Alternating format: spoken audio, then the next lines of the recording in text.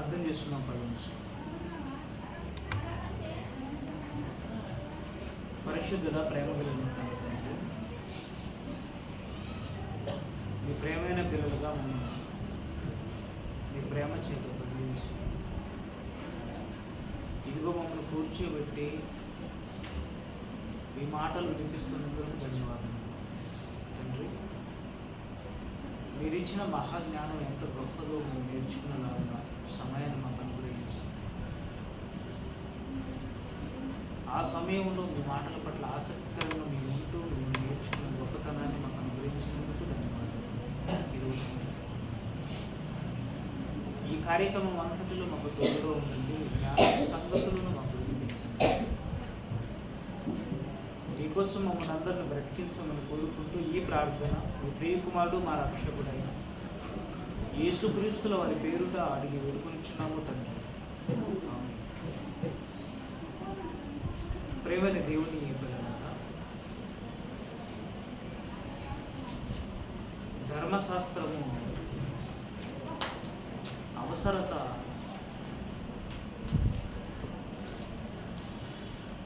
దాని విరుద్ధ. ఈ ధర్మశాస్త్రం అనేది దేవుడు మనుషుల రక్షణార్థమై అనుగ్రహించినది. అది ఒకనాడు దేవుని కోసం బ్రతకనయ్యున్న పిల్లలు దేవుని కోసం బ్రతకకపోగా వారిని అందరినీ రక్షణ మార్గంలో నిలబెట్టాలని దేవుడిచ్చిన శాస్త్రం, అదే ధర్మశాస్త్రం.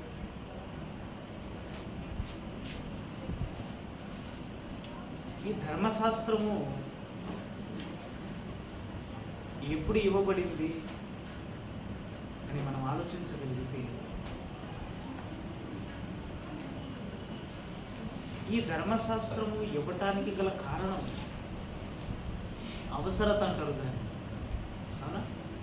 ఈ ధర్మశాస్త్రాన్ని ఎందుకు ఇచ్చాడు అని మనం కొన్ని సంగతులు మరి మన మధ్యలో ఉన్నటువంటి మన సిస్టర్ గారి ద్వారా విన్నాం. మరి ఎక్కువ సమయం వృధా చేయకుండా తక్కువ సమయంలోని మనం ముగించుకునే ప్రయత్నం చేస్తాం. ఈ ధర్మశాస్త్రములో దేవుడు రక్షణ దాచించాడు.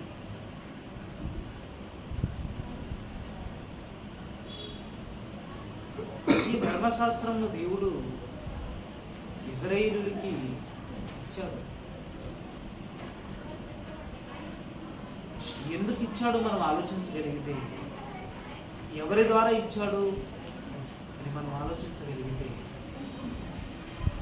మోషే గారి ద్వారా మనకు ఇశ్రాయేలీయులకు ఈ ధర్మశాస్త్రం ఇవ్వటం జరిగింది. ఒకసారి యోహాను సువార్త 1వ అధ్యాయము 17వ వచనంలో మనం చూస్తే,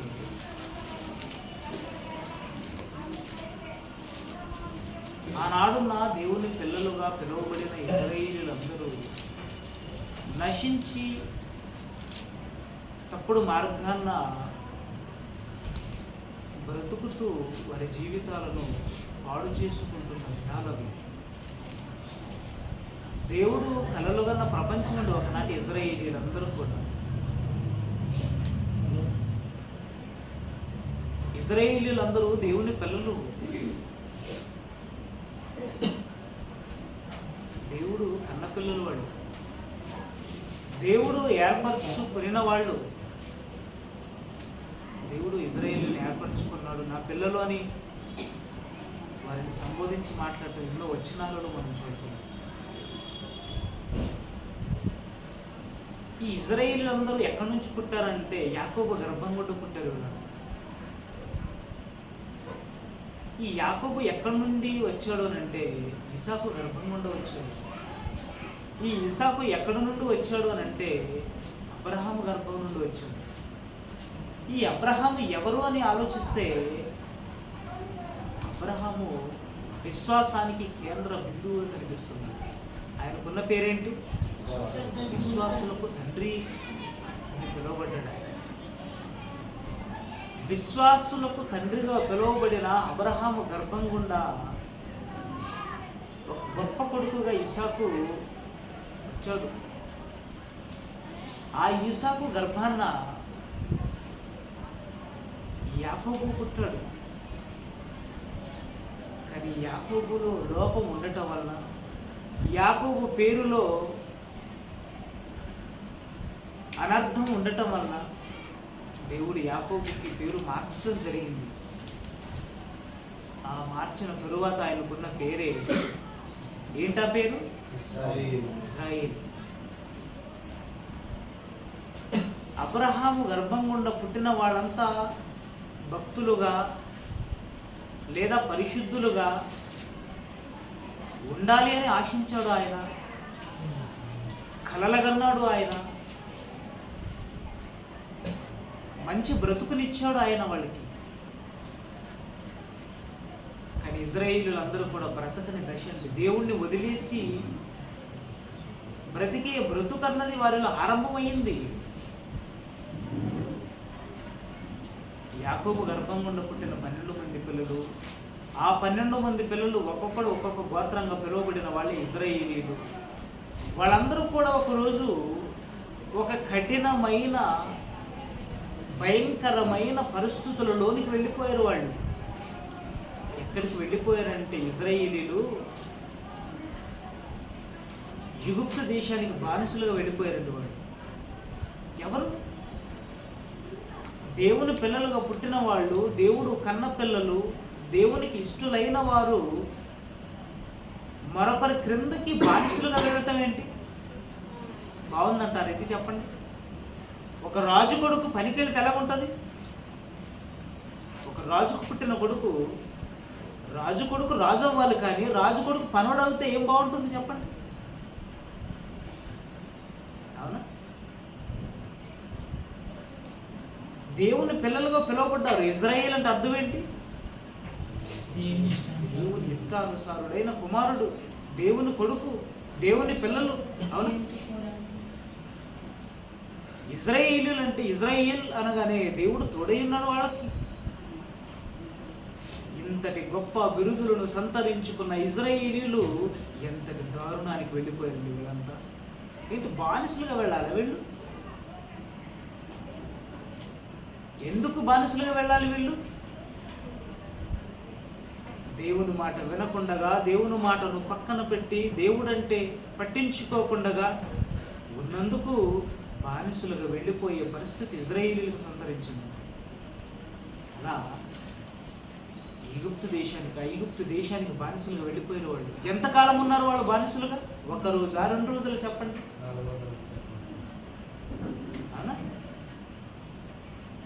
400 సంవత్సరాలు ఐగుప్తు రాజులండి. వాళ్ళని ఏమంటారు తెలుసా? ఐగుప్తు రాజులని ఫరో అంటారు. వాళ్ళని ఫరో చక్రవర్తులు. వాళ్ళు దేవుని పిల్లలుగా పిలువబడిన ఇజ్రాయేలీలందరూ ఫరో రాజుల క్రింద బానిసలుగా బ్రతుకుతుంటే దేవుడికి ఎలాగుంటుంది చెప్పండి? ఒక కన్న తండ్రి తన కొడుకు పాడైపోతుంటాడు అనుకోండి. తన కొడుకు పాడైపోయినప్పుడు జులాయిగా బయట తిరిగేటప్పుడు పాడైపోయినా పర్లేదండి అని మర్చిపోతాడా చెప్పండి? మర్చిపోతాడా? లేదు. ఎప్పటికైనా నా కొడుకును మార్చుకోవాలి, ఎప్పటికైనా నా కొడుకుని సరైన మార్గంలో ఉంచాలి అనుకుంటాడు. ఆఫ్టర్ ఆల్ 60 సంవత్సరాలు బ్రతికి చనిపోయే ఒక తండ్రి 60 సంవత్సరాలకు చచ్చిపోయే కొడుకును గురించి ఇంత ఆలోచిస్తుంటే ఒక పెద్ద ప్రణాళికను వేసుకున్నాడండి దేవుడు. ఇజ్రాయేలీల గర్భం గుండా ఎవరు వస్తారో తెలుసా? మహానాయకుడు రాబోతున్నాడు. ఆ మహానాయకుడు కూడా ఇంకా రాలేదు. ఆ మహానాయకుడు ఛాయలు ఇంకా వాళ్ళలో కనిపించలేదు. ఈ దరిద్రులందరూ ఇజ్రాయేలీలండి. ఏంటి బానిస బ్రతుక వెళ్ళది? ఇజ్రాయేలీలు బ్రతుకు రాజు బ్రతుక, బానిస బ్రతుక చెప్పండి? ఏంటండి? ఇలా 430 సంవత్సరాలు ఈజిప్షియన్స్ కబంధ హస్తాలతో మగ్గిపోయారండి వాళ్ళు. అలా పనికి వెళ్ళిపోయిన వాళ్ళు, బానిసలుగా వెళ్ళిపోయిన వాళ్ళు వారి బానిసత్వ బ్రతుకులలో ఏం చేశారంటే దేవుడిని మర్చిపోయారు. మర్చిపోలేదా చెప్పండి? ఇశ్రాయేలీయులు దేవుణ్ణి మర్చిపోలేదా? ఎక్కడ మిగిల్చారండి వాళ్ళు? దేవుడు నీకు తోడయ్యున్నాడు అని ఇశ్రాయేలీయుని పేరు పెట్టిన తరువాత అన్నాడే, అది మిగిల్చారా వాళ్ళు? లేదు. అందుకే మోషేను పుట్టించాడు. అలా మోషేను పుట్టించిన దేవుడు మోషేను తీసుకెళ్ళిన తర్వాత ఎక్కడికి? ఈజిప్ట్. అవును, ఐగుప్తు దేశానికి మోషేను పంపిస్తే, నా పిల్లలుగా ఉండవలసిన వారు బానిస బ్రతుకులలోనికి వెళ్ళిపోయారు నాయన, అందుకే నిన్ను కన్నాను నేను, నిన్ను పుట్టించాను నేను, వారిని తీసుకురావాలని, వారికంటూ ఒక స్వస్థలాన్ని ఇవ్వాలనుకుంటున్నాను, వారికంటూ ఒక మంచి దేశాన్ని ఇవ్వాలనుకుంటున్నాను. వారు నా పిల్లలు కదా, అలాంటి మంచి బ్రతుకుని ఇవ్వాలనుకుని దేవుడు ఆలోచించి మోషేను పుట్టించి వారి మధ్యకు పంపిస్తే వారు ఏమంటున్నారు తెలుసా? ఏమంటున్నారు వాళ్ళు? మోషే వెళ్ళిపోయాడు, ఈజిప్ట్కి వెళ్ళిపోయాడు. ఈజిప్ట్కి వెళ్ళిపోయిన తరువాత ఇశ్రాయేలీయులతో మాట్లాడుతున్నాడు. ఎవరి? మన తండ్రి అయిన దేవుడు ఇదిగో మిమ్మల్ని అందరిని విడిపించి కనాను దేశానికి, అదే పాలస్తీనా దేశానికి తీసుకువెళ్ళమని నన్ను పంపించాడనంటే వాళ్ళు ఏమంటారు తెలుసా? ఎవరు మీ దేవుడు? ఏమన్నారు వాళ్ళు? ఎవరు మీ దేవుడు? ఆహా, ఏంటి దేవునిని మర్చిపోయారు వీళ్ళు? మర్చిపోయారు కదండి.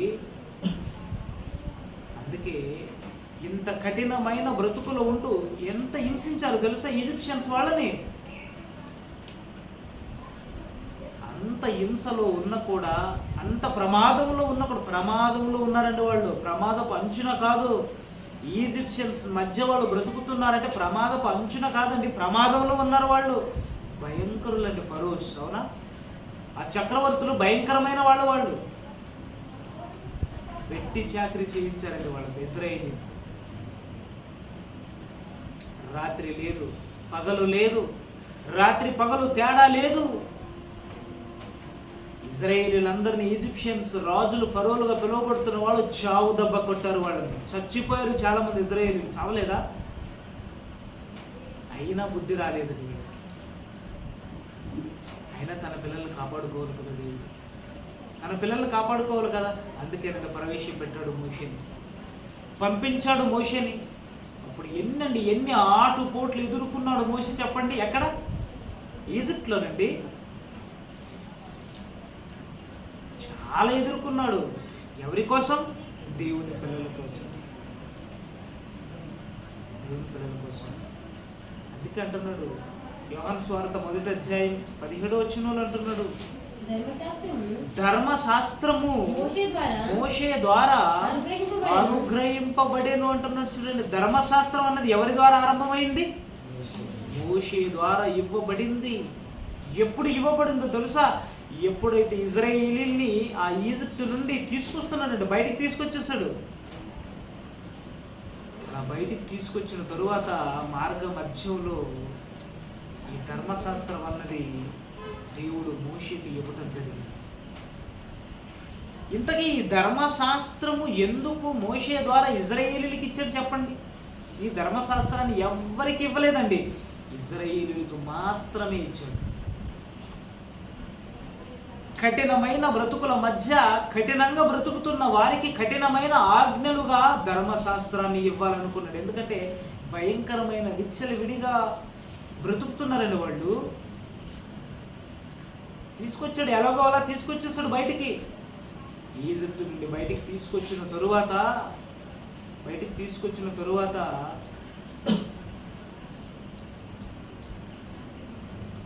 చూడండి ధర్మశాస్త్రాన్ని గురించి. ఇంతకీ ఆ ధర్మశాస్త్రం ఏంటో ఒకసారి నిర్గమకాండం 20వ అధ్యాయము, ఏమండి 20వ అధ్యాయము 1 నుండి 17 అలాగే 26 వచనాలు మొత్తం ఉంటుందండి ధర్మశాస్త్రం అంటే ఏంటో. ఆజ్ఞలు ఇవ్వబడతాయి అక్కడ, 10 ఆజ్ఞలు మోషే ద్వారా.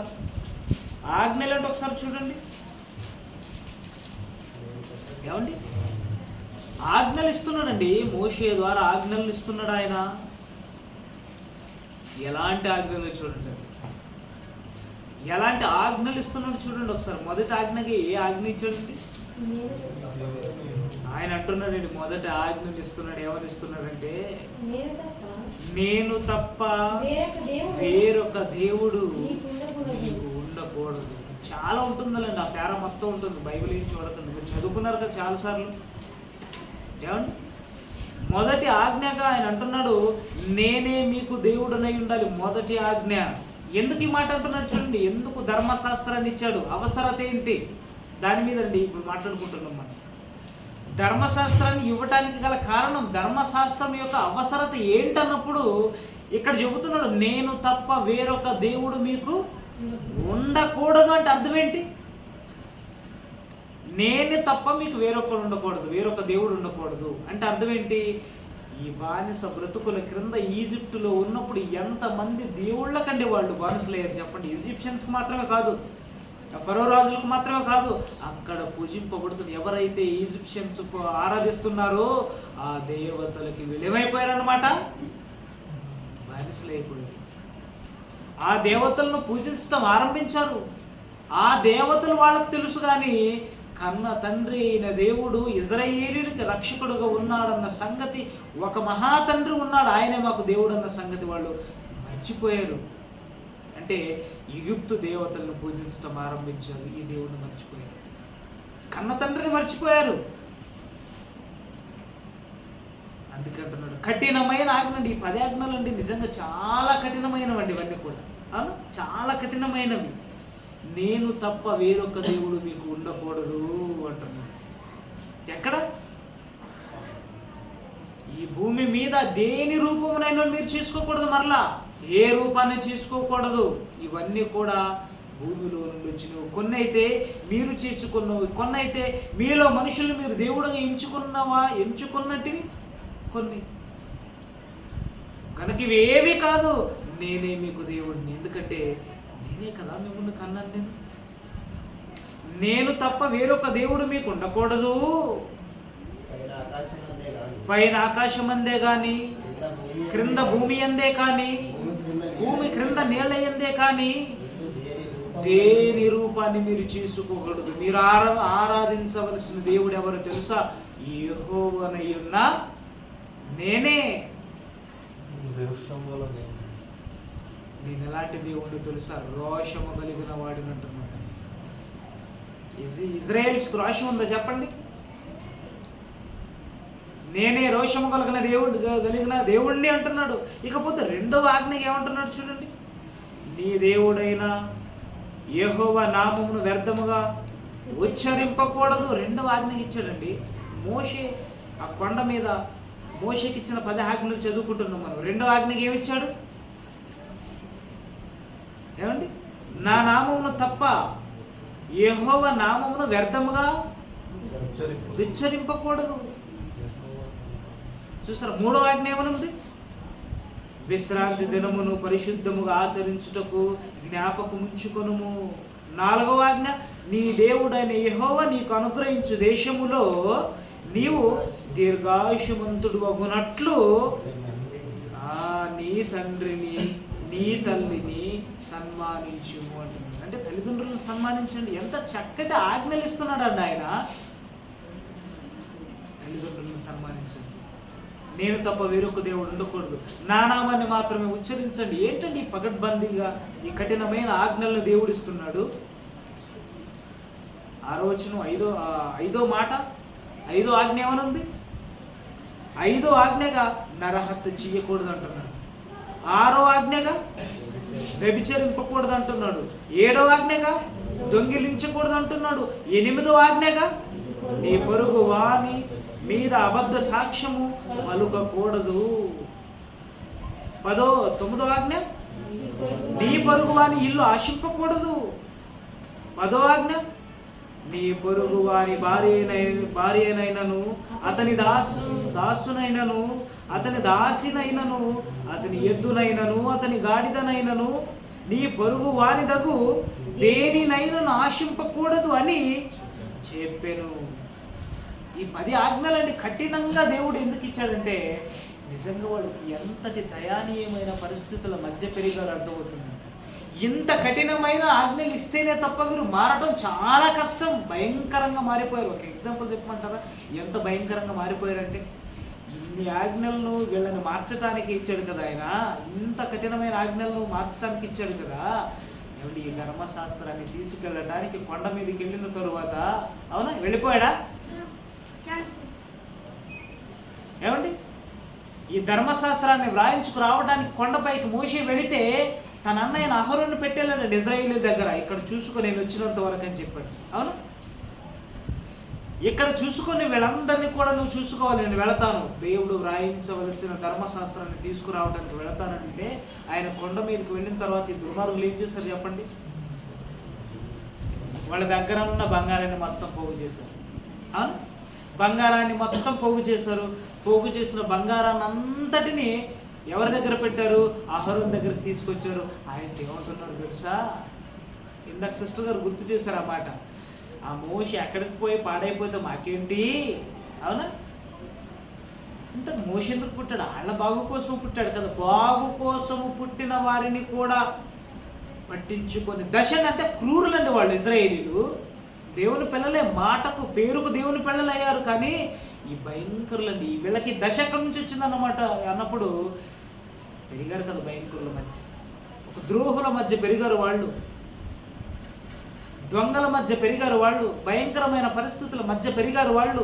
ఇంకెక్కడ ఉంటుందండి వారికి మంచి బుద్ధి చెప్పండి? ఆ మోషే ఏమైపోయినా మాకంటే ఇంకా రాలేదు. మోషే కొండ దిగకుండా తడువు చేయుట ప్రజలు చూచినప్పుడు ఆ ప్రజలు అహరోను యొద్దకు కూడి వచ్చి, లెమ్ము మా ముందర నడుచుటకు, అంటే మాకు నాయకుడుగా అంటున్నారండి. అది మా ముందర నడుచుటకు ఒక దేవతను మా కొరకు చేయము, మా దగ్గర ఉన్న బంగారాన్ని మొత్తం తీసుకో, మా ముందు నడుచుటకంటే మాకు నాయకుడు ఎవరు అనుకున్నారు? నువ్వు కూడా కాదు, అహరోను ఉన్నాడు కదా, నువ్వే మా నాయకుడు అని కూడా అంటాం లేదండి వాళ్ళు. మాకు ముందు నడుచుటకు ఒక దూడను చేయించు, అదే మా నాయకుడు అంటున్నారు. దాని ముందు వాళ్ళు ఏం చేస్తున్నారంటే దానికి జయము పలుకుతున్నారు వాళ్ళు. ఇదే మా దేవత అంటున్నారు వాళ్ళు. ఇంత కఠినమైన బ్రతుకులు ఇజ్రాయేలీలో ఉన్నప్పుడు ఎలా మార్చాలండి వాళ్ళని చెప్పండి? నిజంగానండి కాన్సెప్ట్ ఆయన చేంజ్ చేసినట్టు మనకు కనిపిస్తుందండి. ఈ ధర్మశాస్త్రాన్ని ఇంత కఠినంగా వాళ్ళకి ఇచ్చాడు, మారుతారన్న సంగతి ఎరిగి మారన దశ వాళ్ళలో ఉన్నప్పుడు ఆ ధర్మశాస్త్రాన్ని మార్చేయాలనుకున్నారు. అదే కదా మన పాఠం. ధర్మశాస్త్ర అవసరత ఏంటన్నప్పుడు ఈ ధర్మశాస్త్రం ఉన్నది ఇజ్రాయేలీలను రక్షించటానికి. మరి దేవుడు మోషే దారి ఇచ్చినప్పుడు ఎవడు కూడా ఈ ధర్మశాస్త్రాన్ని పఠించి బ్రతకలేకపోయాడండి. ఎంతటి భయంకరంగా ఉందంటే ఈ ధర్మశాస్త్రము. ఒకసారి యాకోబు పత్రిక 2వ అధ్యాయం 10వ వచనంలో చూస్తే మనకు అర్థమవుతుంది. ఏమండి, యాకోబు పత్రిక 10వ అధ్యాయం 2వ అధ్యాయము 10వ వచనంలో మనం చూస్తే అర్థమవుతుందండి. ఎందుకంటే ఈ ధర్మశాస్త్రం అన్నది ఎంత కఠినమైందో ఇక్కడ కనిపిస్తుంది అంటాం. ఎవడైనను ధర్మశాస్త్రమంతయు గైకొనియు ఒక్క ఆజ్ఞ విషయములో తప్పిపోయిన ఎడల ఆజ్ఞలన్నిటి విషయములో అపరాధియగును. ఎంత భయంకరంగా ఉందంటే ధర్మశాస్త్రం. ఏమండి, ఆజ్ఞలు 10 ఇచ్చాడు కదా, 10 ఆజ్ఞలు అన్నీ పఠించినా అందులో ఒక్క దాంట్లో ఫెయిల్ అయిపోయినా అంత కొలాప్స్ అయిపోయింది. ఏమనుంది అక్కడ? ఆజ్ఞలు అన్నిటి విషయంలో అపరాధియగును. ఒక్క ఆజ్ఞ విషయంలో అన్ని పఠించాడు అనుకోండి. ఒక యవనస్తుడు వచ్చాడు యేసుక్రీస్తు దగ్గరికి. ఒక యవనస్తుడు వచ్చాడు. ఆయన అంటున్నాడు, ఆ యవనస్తుడు మిగుల ఆస్తి గలవాడు, బాగా ఆస్తి ఉన్నాడు, వచ్చాడు, ధనవంతుడు. ఒక యవనుడుగా ధనవంతుడుగా ఉన్న ఒక ఆస్తిపరుడు యేసుక్రీస్తుల వారి దగ్గరకు వచ్చి ఆయన అంటున్నాడు, నేను ఆజ్ఞలు అన్నిటినీ పాటించాను అంటున్నాడు. అవునా? ఇజ్రాయేలీలు ఎవడు పట్టించలేదు, తర్వాత పుట్టిన ఈ కాక వీడండి అంటున్నాడు, నేను మొత్తం పట్టించాను అంటున్నాడు. అన్నాడే లేదో వచ్చినాం? అన్నాడండి. ఆ యవనస్తుడు అలా అన్న వెంటనే యేసుక్రీస్తుల వారు ఏమంటున్నాడు? నీలో ఒకటి కొదువుగా ఉంది అంటున్నాడు. ఏంటి నాలో ఏముంది కొదువుగా? ఏం తక్కువ ఉంది? 10 ఆజ్ఞలు పట్టించాను కదా అనుకుంటున్నాడు. అప్పుడు అంటున్నాడు, నీ దగ్గర ఉన్న ఆస్తి మొత్తం ప్రజలకు పనిచేసి వచ్చేసి ప్రేమించన్నాడు కదా. నువ్వు ప్రేమించాలంటే నీ దగ్గర ఉన్న ఆస్తి మొత్తం పోవాలి, అప్పుడే ప్రేమించాలి. అన్ని ఆజ్ఞలను పఠించిన ప్రేమ విషయంలో మాత్రం అందరి దగ్గర ఏదో ఒక భయంకరమైన విపత్తు ఉంటుందండి. బయటేమో హాయ్ బాయ్ అన్నీ చాలా బాగుంటాయి, అంత బాగుంటుంది మాట్లాడటానికి, కానీ ఎక్కడో లోపల దాక్కుని ఉంటుందండి భయంకరమైన వ్యాధి అండి అది. వీళ్ళలో కూడా అది అలాంటిదే దాగి ఉంది. 10 ఆజ్ఞలుగా 9 ఆజ్ఞలుగా పఠించిన వాడుగా కనిపిస్తున్నాడే, ఒక్క విషయంలో ఫెయిల్యూర్ అయిపోయాడండి. అనగా 10 ఆజ్ఞల్లో ఫెయిల్యూర్ అన్నమాట. వీడు ఒకటి మిస్ అయితే అదేంటండి, ఒక దాంట్లో ఫెయిల్ అవుతుంది, ఒకటి మాత్రం చేయాలి కదా, ఈ 10 ఆజ్ఞలు ఎందుకు? అదండి ధర్మశాస్త్రం అంత కఠినంగా ఉంది. దాని విడుదల ఎందుకు జరిగిందో మనకు అర్థమవుతుందండి ఈ మాట తర్వాత చదువుకుంటే. ఎందుకు ధర్మశాస్త్రము అవసరత ఏంటో మనకు అర్థమైంది, కానీ దాని విడుదల ఎందుకు జరిగింది? ఈ ధర్మశాస్త్రాన్ని ఎందుకు విడుదల చేయాలనుకుంటున్నాడు? ఈ ధర్మశాస్త్రాన్ని ఎందుకు తీసివేయాలనుకుంటున్నాడు ఆయన? భయంకరంగా ఉంది కనుక. ఇంతకీ ఈ ధర్మశాస్త్రంలో ఉన్నవన్నీ ఎవరికి చెప్పండి? ఇందాక చదువుకున్నాం కదా మనం రోమిలకు రాసిన పత్రిక, ఒకసారి తేండి. రోమిలకు రాసిన పత్రిక 9వ అధ్యాయం 4వ వచనం. అపోస్తలుడైన పౌలు గారు రోమిలకు రాస్తూ 9వ అధ్యాయం 4వ వచనంలో అంటున్నాడు ఆయన, వీరు ఇశ్రాయేలీయులు దత్తపుత్రత్వమును మహిమయు నిబంధనలను ధర్మశాస్త్ర ప్రధానమును అర్పణాచారములను వాగ్దానములను వీరివి. అంటే ధర్మశాస్త్రంలో కట్టడలన్నీ ఎవరివి అన్నమాట? ఇశ్రాయేలీయులకు సంబంధించినవి. ఇశ్రాయేలీయులకు మాత్రం ఇచ్చండి. వాళ్ళకి అంత కఠినమైన ధర్మశాస్త్రాన్ని ఇవ్వడానికి కారణం ఏంటన్నప్పుడు, అవసరత ఏంటన్నప్పుడు, వాళ్ళు బ్రతికిందే భయంకరమైన బ్రతుకు వాళ్ళది, బానిసలుగా వెళ్ళిపోయారు. ఇకపైన వాళ్ళు చేసిన తప్పులేంటి? కన్న తండ్రిని దేవుణ్ణి మర్చిపోయారు, దేవుడు అంటే పట్టించుకోకుండా ఉన్నారు. అలాంటప్పుడు ఇంత కఠినంగా ఇస్తే వారు మారుతారు అనుకున్నాడు, కానీ వారు మారిన దశ అండి ఇశ్రాయేలీయులకు కనిపించింది. వారు మారని దశ కనిపించింది, మారని దశ కనిపించింది. మారని దశ కనిపించిందండి. గలతీయులకు రాసిన పత్రిక 3వ అధ్యాయం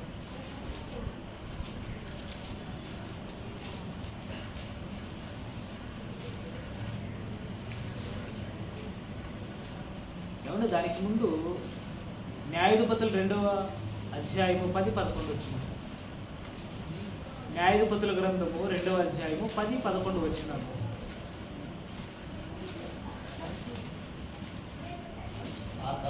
ఆ తరము వారందరూ తమ పితరుల యొద్దకు చేర్చబడ్డారు. వాళ్ళు వారి తరువాత ఏమండి, ఆ తరము వారందరూ అంటే కొందరైన భక్తులుగా బ్రతికిన వారు ఉన్నారంటే ఎవరు? అబ్రహాం తరములో ఉన్నవాళ్ళు కానీ, అవునా, యోబు తరంలో ఉన్నవాళ్ళు కానీ, కొందరైన భక్తులుగా వారి పితరుల యొద్దకు భక్తులుగా మరణించి వెళ్ళిపోయి పితరుల యొద్దకు చేర్చబడిన వారు ఉన్నారు. కానీ మిగిలిన వాళ్ళలో చాలా మంది ఆ తరువాత ఏం జరిగిందంటే, వారి తరువాత యెహోవానైనను ఆయన ఇశ్రాయేలుల కొరకు చేసిన కార్యములనైనను ఎరుగని తరాలు పుట్టుకొచ్చాయి. దేవుడంటే పట్టించుకొని దశ. అవునా, ఏమంటే దేవుణ్ణి కనిపించని దేవుణ్ణి, మహాశక్తిగా ఉన్న దేవుణ్ణి ఎప్పుడు కూడా కనిపించలేదండి. ముందుగా అంటే ఇశ్రాయేలీయులు పుట్టక ముందు ఉన్న ప్రవక్తలు లేదా ఎవరంటే పితరులు, వాళ్ళంతా దేవుణ్ణి చూశారు. ఏమైనా వాళ్ళు దేవుని చూడలేదు, స్వరం మాత్రం వినిపించింది, ఆ స్వరం ఎవరిదో తెలియదు. అయినా దేవుని పట్ల ఎంత భక్తిగా బ్రతికారండి వాళ్ళు, ఎంత ఖచ్చితంగా బ్రతికారండి వాళ్ళు, ఎంత భక్తి భావనలతో పెరిగారండి వాళ్ళు. ఒక యోబుని చూడండి, ఎంత యథార్థత కలిగి బ్రతికారు. ఒక అబ్రహామును చూస్తే ఎంత నమ్మకస్తుడుగా బ్రతికాడు. ఒక దావీదును చూస్తే నమ్మకమైన వాడుగా బ్రతికాడు. అవునా, ఇలా బ్రతికిన తరువాత పుట్టుకొస్తున్న వారి గర్భాల గుండా పుట్టుకొస్తున్న జనాంగాలు మాత్రం దేవుణ్ణి పట్టించుకునే దశ వచ్చేసింది అంటున్నాడు. దేవుణ్ణి ఎరుగని తరాలు పుట్టుకొస్తాయి, వాడు భయంకరులుగా ఉంటారు. మరి వాళ్ళని ఎలా మార్చాలి? ధర్మశాస్త్రం ఉన్నప్పుడే మారలేని వాళ్ళు ధర్మశాస్త్రం లేకపోతే ఎలా మారుతారు? వాళ్ళు అయినా మార్చాలండి, వాళ్ళని అయినా మార్చాలి. అప్పుడు ఏం చేయాలంటే యేసుక్రీస్తు వారు భూమి మీద రంగ ప్రవేశించేది. 3వ అధ్యాయం గలతీయులకు రాసిన పత్రిక. ఈ ధర్మశాస్త్రం వలన ఎవడు కూడా మంచివాడుగా పిలువబడలేదండి. ఎవడు కూడా మంచివాడుగా పిలువబడలేదు, నీతిమంతుడుగా పిలువబడలేదు. ఎందుకంటే అంత కఠినమైన వాటిని ఎవరు పఠిస్తారు? అదే యేసుక్రీస్తుల వారు కూడా ప్రసంగిస్తున్నప్పుడు చాలా మంది అంటున్నారు కదా, ఏమంటున్నారు వాళ్ళు? ఈ ఇంత కఠినమైన మాటలను ఎవరు పట్టించుకోగలరు అని అంటారండి వాళ్ళు. చదవండి ఆ మాట 3వ అధ్యాయం 10-11 గలతీయులకు రాసిన పత్రిక అపోస్తలుడైన పౌలు గారు రాస్తున్నారు. ధర్మశాస్త్రము విధించిన క్రియలకు సంబంధులందరూ శాపమునకు లోనై ఉన్నారు. చూడండి, అంటే ధర్మశాస్త్రం వచ్చింది కనుక పాపము లోకములు ఉండనన్నమాట ఉంటుంది బైబిల్లో. ఈ ధర్మశాస్త్రం వలన పాపం చేయటమే ఆరంభించారు తప్పితే దానివల్ల ముక్తి పొందినప్పుడు ఎవడు లేదు. ఎందుకంటున్నాడు ధర్మశాస్త్రము విధించిన క్రియల వలన క్రియ సంబంధులందరూ శాపమునకు లోనయ్యున్నారు.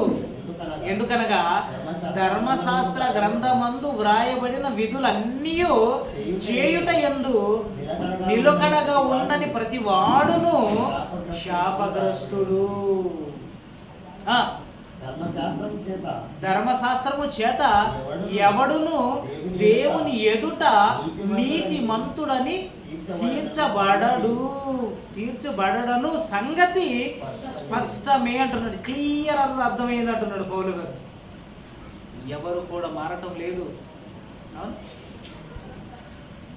అబద్ధం చెప్పొద్దు అంటేనే రోజు అబద్ధాలతో ప్రారంభమవుతుంది మానవ బ్రతుకు.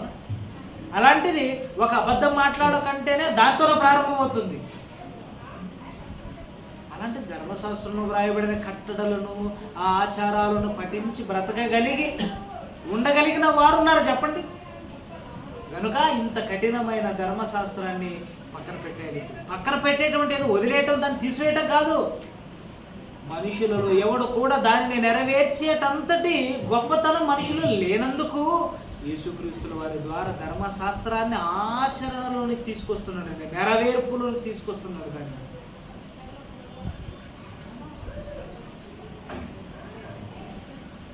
హెబ్రీయులకు రాసిన పత్రిక 12వ అధ్యాయం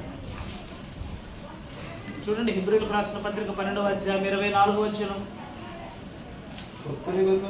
ఇక్కడ అంటున్నాడు చూడండి, క్రొత్త నిబంధనకు మధ్యవర్తి అయిన యేసు అంటున్నాడు చూడండి. క్రొత్త నిబంధనకు మధ్యవర్తి అయిన యేసు నొద్దకు ఏబేలు కంటే మరి శ్రేష్టముగా పలుకు ప్రోక్షణ రక్తమునకు మీరు వచ్చి ఉన్నారు అంటున్నాడు. ఆ ధర్మశాస్త్రం ఏమన్నా మిమ్మల్ని రక్షిస్తుంది, ఆ ధర్మశాస్త్రాన్ని తీసివేయాలి.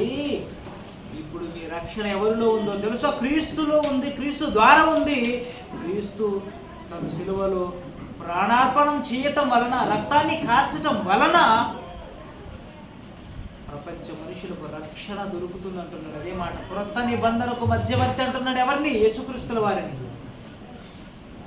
అంటే క్రొత్త నిబంధన అన్నది ఆరంభమవుతున్నదంటే క్రీస్తుకు ముందన్నది ఏంటన్నమాట? పాత నిబంధన. ఇది క్రొత్తగా పిలువబడుతుంది కనుక అది పాత ధర్మశాస్త్రం అయిపోయింది. పాత నిబంధన అంటే అర్థం ఏంటంటే క్రీస్తు ద్వారా క్రొత్త నిబంధన ఆరంభమైంది కనుక అంతకు ముందున్నది ఏమైపోయిందన్నమాట? పాతదిగా పిలువబడుతుంది. మత్తయి సువార్త 5వ అధ్యాయం 17-18 వచనం. ఇప్పుడు మాట్లాడుతున్నాడు చూడండి, ఆయన ధర్మశాస్త్రాన్ని ఎలా నెరవేరుస్తున్నట్టుగా కనిపిస్తుందో. మత్తయి సువార్త 5వ అధ్యాయం 17-18 వచనాలలో మనం చూస్తే ఇక్కడ అంటున్నాడు, ధర్మశాస్త్రమునైనను ప్రవక్తల వచనములైనను కొట్టివేయ వచ్చిందని మీరు తలంచవద్దు. ఆ ధర్మశాస్త్రమును నెరవేర్చుటకి అంటున్నాడు. అంటే ధర్మశాస్త్రాన్ని ఎవరు నెరవేరుస్తున్నారన్నమాట? బాగా గమనించండి. ఇక్కడ ధర్మశాస్త్రం అవసరత ఎందుకుందో ఆ ధర్మశాస్త్ర అవసరతని నెరవేరుస్తున్నాడు. ఇప్పుడు ఇజ్రాయేలీలు ఎవరు నెరవేర్చలేదా? ఎవరికి ఇవ్వబడింది ధర్మశాస్త్రం చెప్పండి? ఈ ధర్మశాస్త్రం యేసుక్రీస్తుల వారికి ఇవ్వబడిందా? ఇజ్రాయేలీలకు ఇవ్వబడిందా? ఇజ్రాయేలీలకు ఇవ్వబడింది. మరి ఈ ధర్మశాస్త్రాన్ని ఇజ్రాయేలీలు నెరవేర్చాలా, యేసుక్రీస్తుల వారు నెరవేర్చాలా? ఇజ్రాయేలీలు నెరవేర్చాలి. ఎవ్వడు కూడా నెరవేర్చలేదు. కనుక దానిని కొట్టివేయటం అంటే దానిని నెరవేర్చటం అన్నమాట. అంటే ఆ ఆజ్ఞలను మొత్తం నెరవేర్చాలి.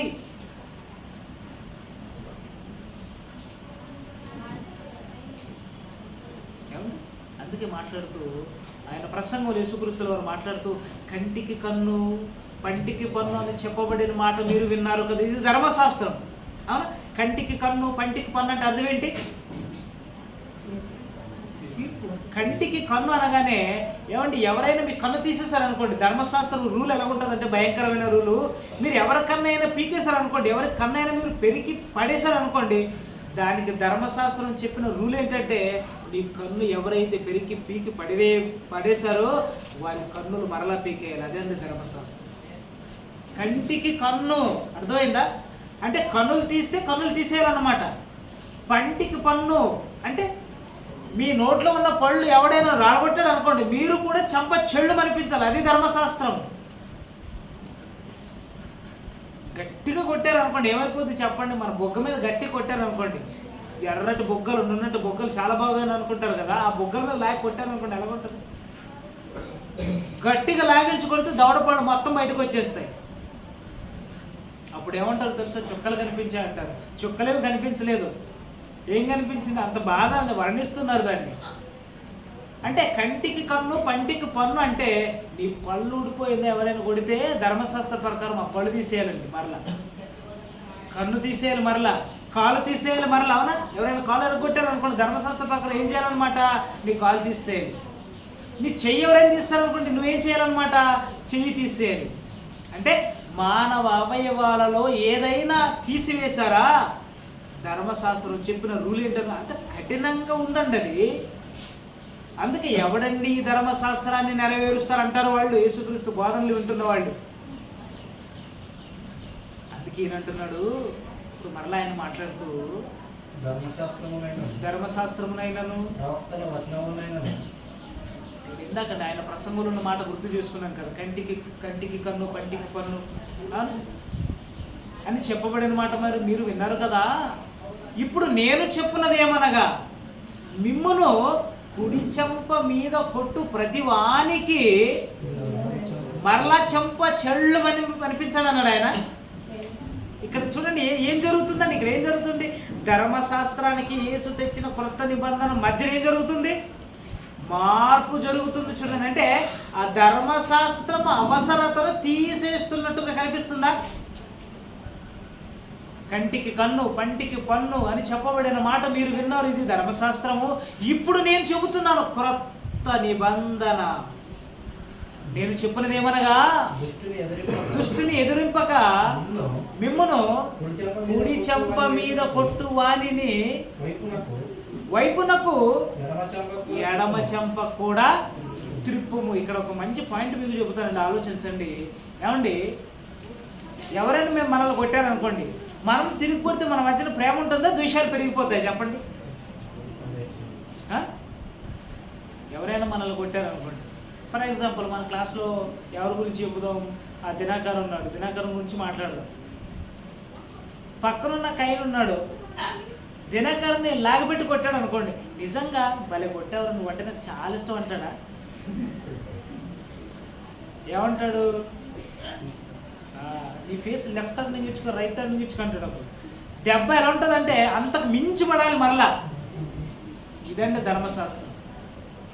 అందుకే యేసుక్రీస్తుల వారు కాలంలో జరిగిన సందర్భాన్ని ఆలోచించగలిగితే, ఒక స్త్రీ తప్పు చేసిన తర్వాత రాళ్ళు ఎట్టుకుని ఎందుకు వచ్చారనుకుంటారు వాళ్ళు? అంటే పాపం చేయటం, తప్పు చేయటం వాళ్ళకి అంత ఇష్టం అన్నమాట. అంటే చంపటం అంత ఇష్టం, కొట్టడం అంత ఇష్టం. అవునా? ఈమె వ్యభిచారము చేయుచుండగా పట్టుకున్నామంటున్నారు. అంటే వ్యభిచారం చేస్తుండగా, వ్యభిచారింపకూడదన్న ధర్మశాస్త్రంలో చట్టం ఉంది కనుక, వ్యభిచారం చేస్తే ధర్మశాస్త్రం రూల్ ఏంటి చెప్పండి? రాళ్ళతో చంపేయాలి, రాళ్ళతో కొట్టి చంపేయాలి. వాళ్ళు అంటున్నారు, మొత్తం పరిగెట్టుకుని వచ్చారు. ఆమెనండి పరుగు తీస్తున్నారండి, వచ్చేసింది, యేసుప్రభు కాళ్ళ మీద పడిందండి. స్త్రీ అండి, ఒక ఆడపిల్ల కదా, వదిలేయచ్చు కదా. అవ్వదు, ఎందుకంటే ధర్మశాస్త్రం. మేం కాదు, దేవుడే చెప్పాడంటారు వాళ్ళు. అప్పుడు చంపమని దేవుడే చెప్పాడు, మేము ఎలా ఊరుకుంటాం? ఇదండి ధర్మశాస్త్రం. దీన్ని అంతటా ఆయన మారుస్తున్నాడండి, తీసేస్తున్నాడండి. అప్పుడు యేసుక్రీస్తుల వారు ఆమెను చూసి ఏమంటున్నారంటే, ఆమెను కొట్టడానికి వచ్చిన వాళ్ళందరూ చూసి అంటాడు ఆయన, ఏమంటున్నారంటే, అవును కొట్టడానికి వచ్చారు వీళ్ళు అనుకుంటున్నారండి, భయంకరులు చూడండి ఎలాగున్నారు. వీళ్ళంతా యూదులు, ఇజ్రాయేలీలే కదా వీళ్ళంతా. వీళ్ళు అంటున్నారు యేసుక్రీస్తుల వారిని చూసి, అమ్మా బాగా దొరికాడు రా. ఎవరిని పట్టుకోవాలి? ఈమెను పట్టుకోవటమే కాదు, ఈమెను పట్టుకుని చంపాలనుకున్న ఒక తప్పుడు కోరిక, తప్పుడు ఆలోచన మాత్రమే కాదండి, యేసుక్రీస్తుల వారిని కూడా తప్పులో పట్టాలనుకుంటున్నారు వాళ్ళు. అంటే ధర్మశాస్త్రం వీళ్ళందరినీ ఏం చేసిందనమాట, ఇంకా పాపంలోకి తీసుకెళ్ళిపోయింది, ఇంకా పాపం చేసేటట్టు చేసింది వాళ్ళని. కనుక దానికి ముగింపు పలకాలి, దానికి సమాప్తి చేయాలి అంటున్నాడండి యేసుక్రీస్తుల వారు. అప్పుడు వాళ్ళు వచ్చి, ప్రభువా బోధకుడా అంటున్నారు కదా, బోధ కదా ఆయన చేస్తున్నది, బోధకుడా ఈ స్త్రీ వ్యభిచారము చేయుచుండగా అలా లైవ్ లో మేము చూసాం, పట్టుకున్నాము. ఇలాంటి వారిని గమనించండి, అట్టి వారిని అని బహువచనం ప్రయోగిస్తున్నారు కానీ ఎంతమందిని తరుముకుంటూ వచ్చారండి వాళ్ళు? వ్యభిచారం చేస్తున్నప్పుడు ఎంతమందిని తరుముకు రావాలి వాళ్ళు? అమ్మగారిని తరుముకు వచ్చారు, మరి అయ్యగారు ఎక్కడున్నారు? చూసారా ధర్మశాస్త్రం ఎంతటి భయంకరమైన పరిస్థితులను తీసుకెళ్ళిపోయిందో. అట్టి వారినైనా సంబోధిస్తున్నారు, మరలా బహువచనాన్ని సంబోధిస్తున్నారు. పరిగెట్టుకుని వచ్చింది మాత్రం ఎవరిని? ఒక్క స్త్రీని మాత్రమే. మరి గురువుగారు ఎక్కడికి వెళ్ళిపోయారు? వీళ్ళలో ఒకడా, లేదా వీళ్ళకి కావలసిన వాడా? గమనించారా పాయింట్? ఇదంతా గుర్తెరగండి యేసుక్రీస్తుల వారు. మొత్తం తెలుసు, వాళ్ళ మనసులో ఉంది ఆయనకు తెలుసు.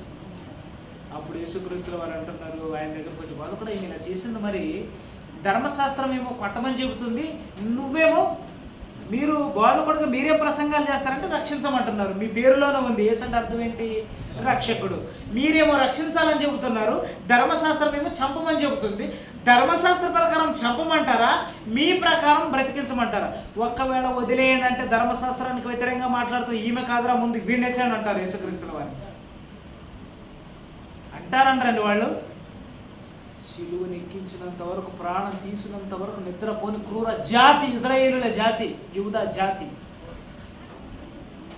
అప్పుడు మనం లాస్ట్లో చూడగలుగుతానండి ఆయన అంటున్నాడు, అయితే సరే ముచ్చట పడుతున్నారు కదా, కొట్టండి అని వెళ్ళిపోయాడు ఆయన.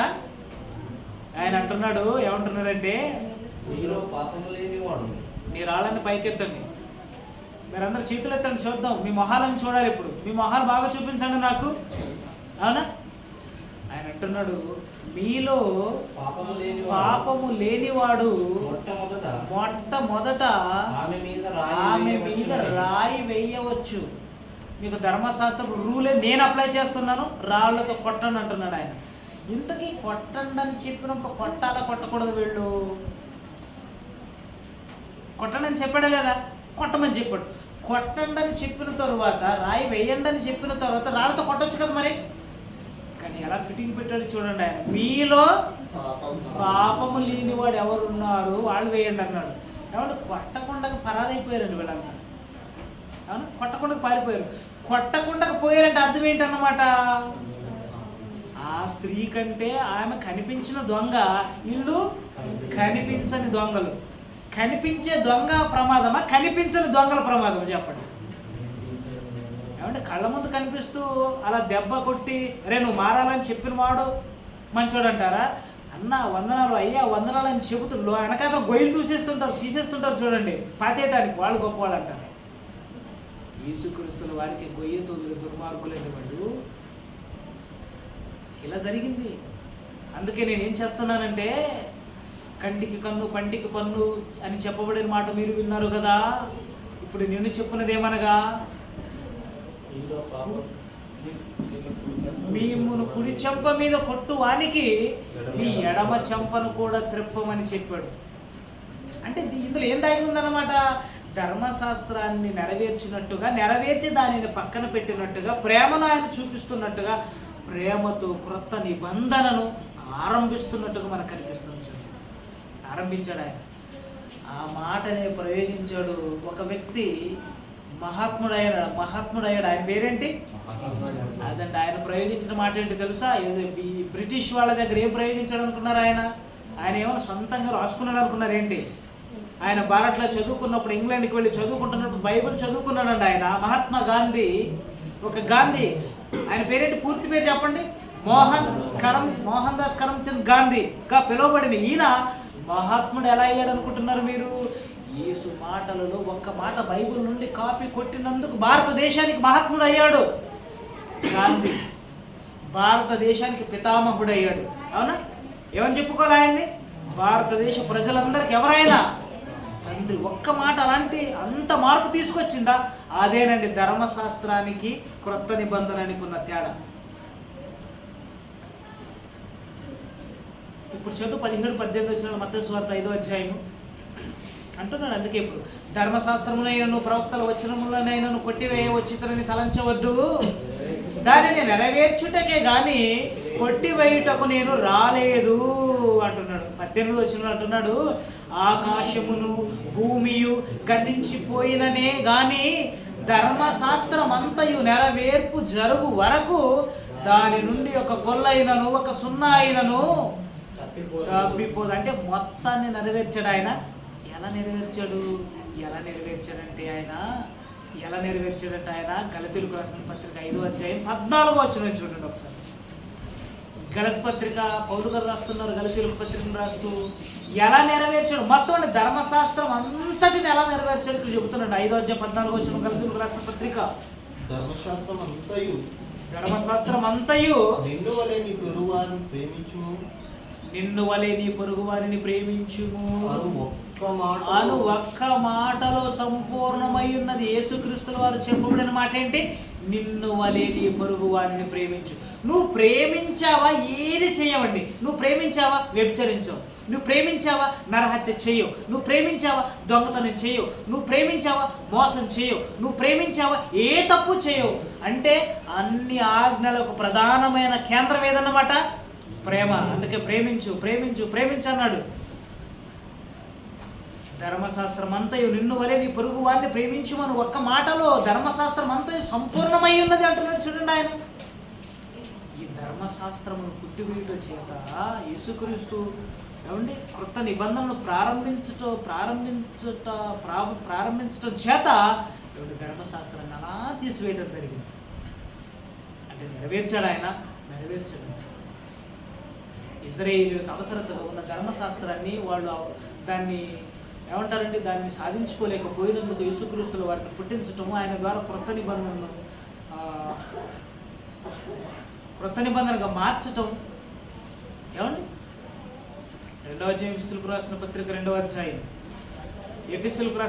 2వ అధ్యాయం 12 నుంచి అలా 16 వచనాలు చదువుకొని ముగించుకుందాం. ఇంకోటండి, యేసుక్రీస్తుల వారు ప్రారంభించిన ఈ క్రొత్త నిబంధన వలన జరిగిన మహాకార్యాలు చూడండి ఎలాగున్నది. 12వ వచనం నుండి ఎఫెసీయులకు రాసిన పత్రిక 2వ అధ్యాయం 12వ వచనం నుంచి 16. ఆ కాలమందు ఇశ్రాయేలీయులతో సహపౌరులు కాక పరదేశులు వాగ్దాన నిబంధనలు లేని పరజనులను నిరీక్షణ లేని వారును లోకమందు దేవుడే లేని వారునయ్యుండి. ఏమండి ఎవరున్నారు చెప్పండి? ఆ కాలం ముందు ఇజ్రాయేలీయులతో సహపౌరులు ఎవరు కారు? అన్యులండి. ఇజ్రాయేలీయులకు వీళ్ళతో సహవాసం ఏంటి? ఇజ్రాయేలీయులతో సహపౌరులు ఏంటి? వీళ్ళు ఇజ్రాయేలీయులు దేవుని పిల్లలను పిలువబడింది. అంటే ఇజ్రాయేలీయులు దేవుని పిల్లలైతే మిగిలిన జనాంగాలందరూ ఎవరు? అన్యులుగా పిలువబడింది. వాళ్ళకి దేవుడు ఉన్నాడంటారా? వాళ్ళకు దేవుడు లేడు, కానీ వాళ్ళు చేసుకున్న దేవతలు ఉన్నారు, వాళ్ళు చేసుకున్న దేవుళ్ళు ఉన్నారు. అయినా నిజం దేవుడు లేడు వాళ్ళకి. నిజమైన దేవుడు ఎవరికి ఉన్నారనంటే ఇజ్రాయేలీయులకు మాత్రమే ఉన్నాడండి. అదే చెబుతున్నాడు. అంటే ఇప్పుడు ఇజ్రాయేలీయులతో సహపౌరులు కాక పరదేశులుగా ఉన్న అన్యజనులు, నిబంధనలు వాగ్దానాలు లేని పరజనులుగా ఉన్న వారిని నిరీక్షణ ద్వారా, యేసుక్రీస్తు ద్వారా నిరీక్షణలో తీసుకొచ్చారు. వాళ్ళకి నిరీక్షణ లేదు. ఒకప్పుడు లోకమందు దేవుడు లేడు వాళ్ళకి. చదువు. దేవుడు లేని వారునయ్యుండి క్రీస్తుకు దూరస్తులయ్యుంటిరని మీరు జ్ఞాపకం చేసుకోండి. ఎవరికి రాస్తున్నాడు ఈ ఉత్తరాన్ని? ఎఫెసీయులకు రాస్తున్నాడు. ఒకప్పుడు ఎఫెసు పట్టణంలో ఉన్నవారు అన్యజనులండి. అవునా? వాళ్ళు క్రైస్తవులు కారు. వాళ్ళు క్రీస్తును ధరించుకోలేని వాళ్ళు, ధరించుకొనని వాళ్ళు, అన్యజనులుగా పిలువబడిన వాళ్ళు, ఇజ్రాయేలీలతో సహపౌరులు కాని వాళ్ళు. క్రీస్తు దగ్గరకు వచ్చేసరికి ఇజ్రాయేలీలు కూడా అన్యజనుల్లోకి వెళ్ళిపోతారు. అది క్రీస్తు చట్టం. లోకమందు దేవుడు లేని వారునై ఉండి క్రీస్తునకు దూరస్తులై ఉంటురని మీరు జ్ఞాపకం చేసుకుని, అయినను మునుపు దూరస్తులైన మీరు ఇప్పుడు క్రీస్తు యేసునందు క్రీస్తు రక్తము వలన సమీపస్తులై ఉన్నారు. ఆయన మన సమాధానమై ఉండి మీకును మాకును ఉండిన ద్వేషమును అనగా విధిరూపకమైన ఆజ్ఞలు గల ధర్మశాస్త్రమును యేసుక్రీస్తుల వారు తన శరీరమందు కొట్టివేయుట చేత ఆ ధర్మశాస్త్రమును మధ్య గోడను పడగొట్టి మన ఉభయులను ఏకము చేసెను. ఇట్లు సంధి చేయుచు ఈ ఇద్దరిని ఇశ్రాయేలీయులుగా దేవుని పిల్లలు అనబడిన వారిని, అన్ని జనులుగా దేవుడు లేడు అని పిలువబడిన వారిని, ఈ ఇద్దరిని తన యందు ఒక్క నూతన పురుషునిగా సృజించి తన శిలువ వలన ఆ ద్వేషమును సంహరించి వీళ్ళు వేరు అన్న ద్వేషాన్ని తీసేసాడండి. ఒక్కటిగా ఉండాలన్నాడు ఆయన. అవునా? ఈ ఇద్దరిని తన యందు ఒక నూతన పురుషునిగా సృజించి తన శిలువ వలన ఆ ద్వేషమును సంహరించి దాని ద్వారా వీరిద్దరిని ఏక శరీరముగా చేసి దేవునితో సమాధాన పరచవలనని ఇలాగు చేసెను గనుక ఆయనయే మనకు సమాధానకారకుడై ఉన్నాడు. ఎవరు? యేసుక్రీస్తుల వారే సమాధానకారకుడు. అంటే ఇశ్రాయేలీయులకు ఇచ్చిన ధర్మశాస్త్రం అవసరత వాళ్ళని విడిపించుటకైతే, అవునా, దానికి విడుదల, ధర్మశాస్త్రానికి విడుదల క్రీస్తు ద్వారా ఇచ్చాడు. ప్రపంచ ప్రజలందరినీ క్రీస్తు ద్వారా దేవుని దగ్గర చేయడానికి, ప్రపంచ ప్రజలందరినీ అబ్రహాము సంతానంలోనికి లెక్కించటానికి